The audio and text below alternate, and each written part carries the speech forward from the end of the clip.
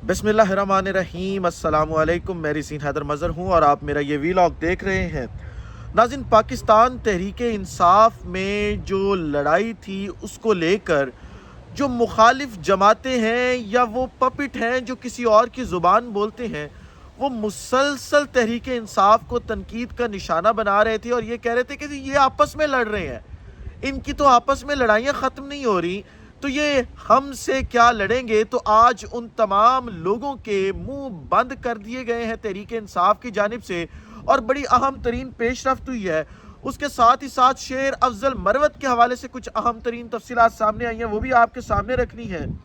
फिर इमरान खान ने जो इक़दामात उठाए थे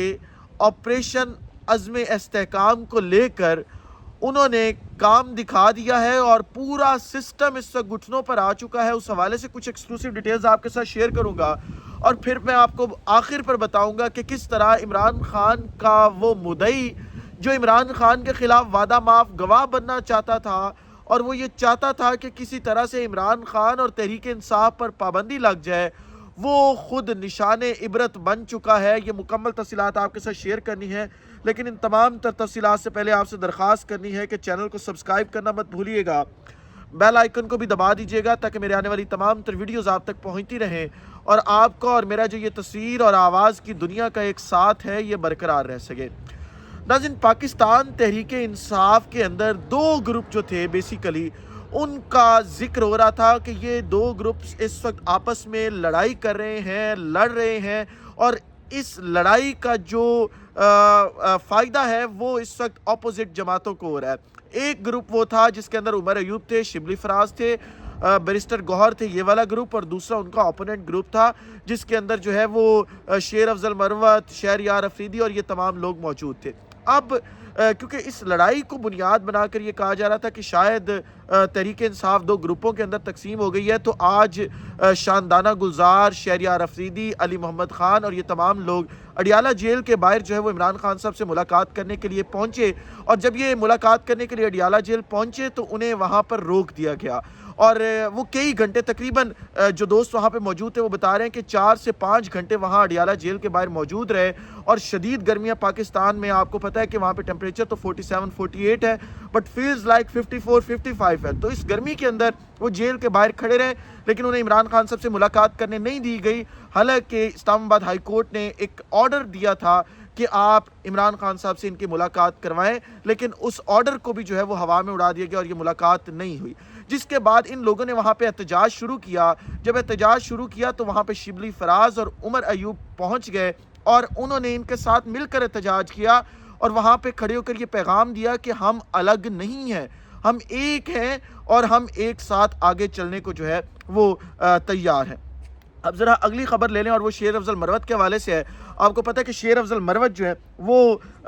जब से वो सऊदी सफ़ीर वाला मामला हुआ उसके बाद से पाकिस्तान में मौजूद नहीं है, उनको पार्टी से थोड़ा सा दूर किया गया था। तो आज जो है वो इमरान खान साहब ने पैगाम भिजवाया कि शेर अफजल को अडियाला जेल जो है वो बुलवाया जाए और मेरी शेर अफजल मरवत से जो है वो मुलाकात करवाई जाए। तो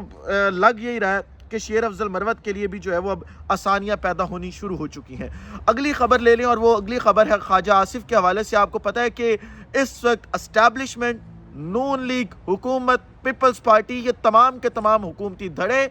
मुकम्मल तौर पर नाकाम हो चुके हैं और पाकिस्तान को मुसलसल ये एक ऐसी तारीख दलदल के अंदर धकेलते चले जा रहे हैं जहां से निकलना बहुत मुश्किल हो जाएगा। तो अब अंदर से आवाज़ें उठनी शुरू हो चुकी हैं कि हम नाकाम हो गए, हम फ्लॉप हो गए। इस हवाले से जो है वो ख्वाजा आसिफ साहब ने एक बयान दिया। उन्होंने कहा कि जी देखें, जो हमने बजट पेश किया है इसके बाद हम आवाम में नहीं जा सकेंगे और ना ही आवाम जो है वो हमें सुख का सांस लेने देगी, लिहाजा आप इसके ऊपर नज़रसानी करें। उसके बाद जो है वो हनीफ अब्बासी साहब ने कहा, वो एक प्रोग्राम के अंदर बैठे हुए थे, उन्होंने कहा कि देखें, ख्वाजा आसिफ को अगर मसला है तो ख्वाजा आसिफ जो है वो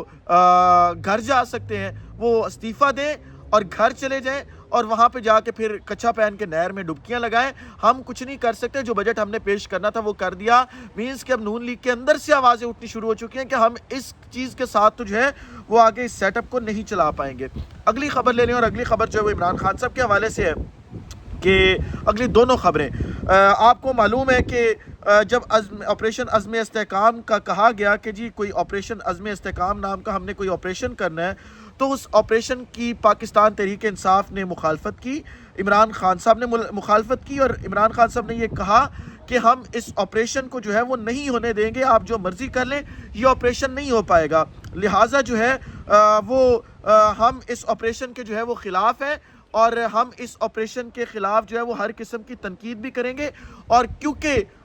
پاکستان تحریک انصاف جو ہے وہ ایک میجر سٹیک ہولڈر ہے اس پورے کے پورے معاملے کے اندر، تو ہم جو ہے وہ اس میجر سٹیک ہولڈر ہوتے ہوئے ہم یہ آپریشن کے پی کے کے اندر نہیں ہونے دیں گے، لہٰذا جو ہے وہ حکومت کہہ رہی تھی کہ ہم یہ آپریشن جو ہے وہ کریں گے، ہر حالت میں کریں گے، اور اگر عمران خان صاحب کے اندر اور تحریک انصاف کے اندر جو ہے وہ اتنی ہمت ہے، اتنے گٹس ہیں کہ وہ ہمیں روک سکتے ہیں، تو وہ ہمیں جو ہے وہ روک لیں جس طرح سے وہ روک سکتے ہیں، لہٰذا عمران خان صاحب جو ہے وہ اس کے اوپر ڈٹے رہے۔ عمران خان صاحب نے کہا کہ نہیں،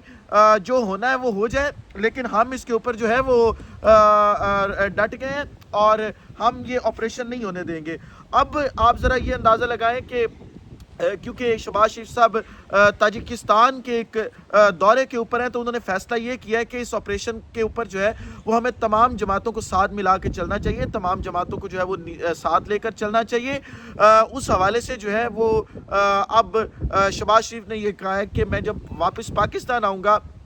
تو وہاں اگر ہم ایک اے پی سی بلائیں گے، تمام جماعتوں کو اعتماد میں لیں گے، اور جب تمام جماعتوں کو اعتماد میں لے لیں گے تو اس کے بعد اس آپریشن کو آگے ہم کنٹینیو۔ اب ذرا آخری خبر لے لیں، اور آخری خبر بھی عمران خان صاحب کے حوالے سے ہے۔ میں نے کل شام ایک ویلاگ کیا تھا اور اس میں نے آپ کو بتایا تھا کہ پنجاب حکومت نے ایک سمری بھجوا دی ہے، بلکہ انہوں نے جو ان کا اجلاس ہوا ہے، کابینہ اجلاس، اس میں سمری منظور کر لیا، اور اس میں انہوں نے یہ کہا ہے کہ عمران خان کے خلاف، ریاست کے خلاف لوگوں کو بھڑکانا، اور اس کے علاوہ جو ہے وہ ریاست توڑنے کے الزامات کے اوپر جو ہے وہ ایک مقدمہ قائم کیا جائے گا۔ تو اس مقدمے کے اندر جو ہے وہ ایک شخص تھا جس کا تعلق جی ٹی وی سے تھا، اس کو مدعی بنایا گیا تھا اور اس نے یہ درخواست دی تھی۔ اب اس مدعی کے خلاف بھی ایک بڑا کام ہو گیا ہے اور وہ نشان عبرت بن گیا ہے۔ اب وہ جو مدعی تھا، دراصل آپ کو پتہ ہے کہ مدعیوں کو پتہ ہی نہیں ہوتا کہ ہم کیا کر رہے ہیں، اور ان کے نام کی جو درخواستیں دے دی جاتی ہیں، تو بالکل سیم سنیریو تھا، لیکن کیونکہ وہ ملازم تھا جی ٹی وی کا، تو جب جی ٹی وی کو معلوم ہوا کہ جی اس طرح کوئی کاروائی کی جا رہی ہے اور ہمارا جو ملازم ہے وہ اس پوری کی پوری کاروائی کے اندر شامل ہے، تو آج جی ٹی وی نے باقاعدہ طور پر اس ملازم کو نوکری سے برخاست کر دیا ہے اور اس کے خلاف ایکشن لے لیا، جس کی تصدیق جو ہے وہ جی ٹی وی نے اپنے ٹویٹر اکاؤنٹ سے بھی کی، فیس بک پیج سے بھی کی، اور جو اسلام آباد میں موجود دوست ہیں وہ بھی اس چیز کی کنفرمیشن دے رہے ہیں کہ اس شخص کو نوکری سے فارغ کر دیا گیا ہے۔ صرف اس شخص کو تو چلیں اس لیے نوکری سے برخاست ادارے نے کیا کہ اس نے ایک غلط کام کے اندر انوالومنٹ اپنی شو کی، لیکن ہمارے ایک دوست ہیں محسن بلال، میرے لاکھوں اختلافات ہیں محسن بلال کے ساتھ، لاہور سے تعلق ہے، لاہور پریس کلب کے گورننگ باڈی کے ممبر بھی رہے ہیں۔ انہوں نے چند روز پہلے ہینا پرویز بٹ سے کچھ سوالات کیے تھے پنجاب اسمبلی کی سیڑھیاں اترتے ہوئے، تو جب وہ سوالات کیے گئے ان کی طرف سے تو ہینا پرویز بٹ غصہ کر گئی تھی۔ خیر آج معلوم ہوا کہ پبلک نیوز پر پریشر ڈال کے محسن بلال کو جو ہے وہ نوکری سے فارغ کروا دیا گیا ہے، اور یقین مان لیں محسن بلال کا صحافت اور اس نوکری کے علاوہ کوئی دوسرا ذریعہ روزگار نہیں تھا، ذریعہ معاش نہیں تھا۔ آپ خدارہ مہنگائی کم نہیں کر سکتے، آپ کچھ نہیں کر سکتے، لیکن درخواست آپ سے یہ ہے کہ آپ لوگوں کی روزی کے اوپر لات مت ماریں، آپ لوگوں کو ان کے جو نوکریاں ہیں ان سے نہ نکلوائیں، ان کے چھوٹے چھوٹے بچے ہیں، اور پاکستان جیسے وسٹ ملک کے اندر سروائیو کرنا بہت مشکل ہو جاتا ہے۔ اگلے ولاگ میں دوبارہ ملاقات ہوتی ہے، اپنا خیال رکھیں، اپنے کے لوگوں کا خیال رکھیں، وطن عزیز پاکستان کا خیال رکھیں۔ اس وطن عزیز پاکستان کو اور آپ تمام لوگوں کا اللہ حامی و ناصر ہو۔ پاکستان زندہ باد۔